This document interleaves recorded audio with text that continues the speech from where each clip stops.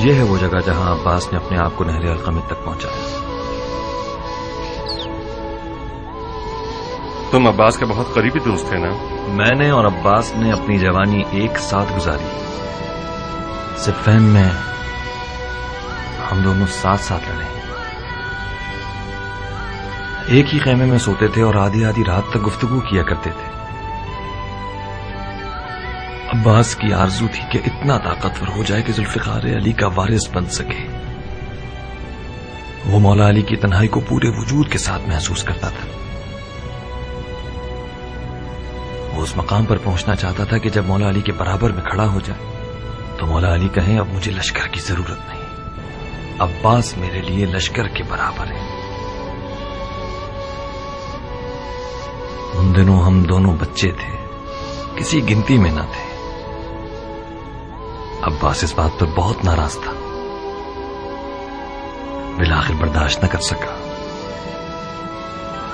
ایک دن میرے بابا مالک کے سامنے کھڑا ہو گیا اور تن کر کہنے لگا کہ مالک، آپ کو آج مجھے اپنے ساتھ میدان میں لے جانا ہوگا۔ بابا مسکرائے۔ عباس کو مزید غصہ آیا اور شیر کی طرح غرایا کہ مالک، آپ سمجھتے ہیں کہ میں کمتر ہوں؟ میں آپ سے مقابلے کے لیے تیار ہوں، اگر میں جیت گیا تو مجھے اپنے ساتھ لے جائیے گا۔ میرے بابا پھر مسکرائے۔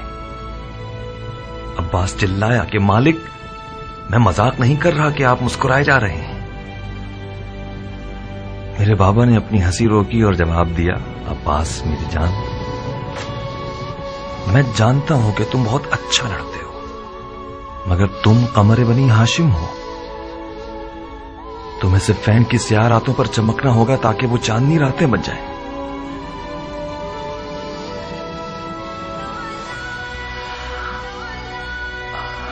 عباس نے جب یہ تعبیر سنی تو خاموش رہا۔ نقل ہے کہ جب عباس القمت پہ پہنچا تو شدید پیاسا تھا، مگر اس نے پانی نہیں پیا۔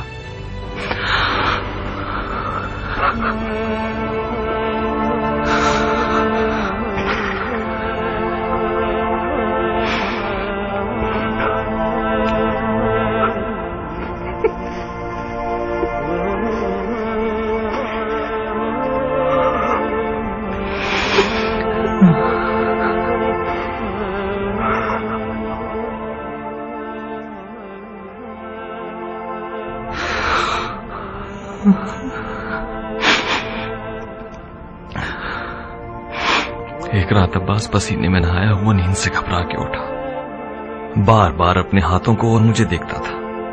میں نے پوچھا کوئی خواب دیکھ لیا؟ اس نے کہا ہاں۔ میں نے پوچھا کیا خواب دیکھا؟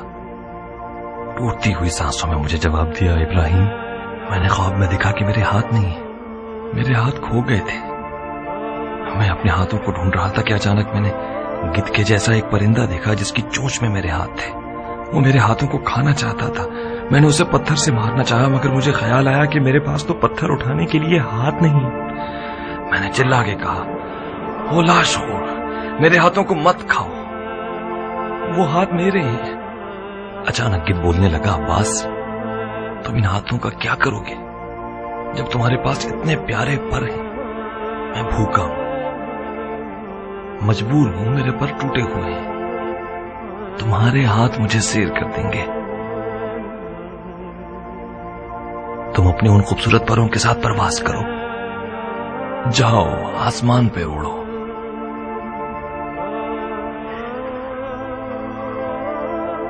جب میں نے سنا کہ عباس کے ہاتھ کاٹے گئے تو اس کے اس رات والے خواب کی حکمت کو سمجھ گیا۔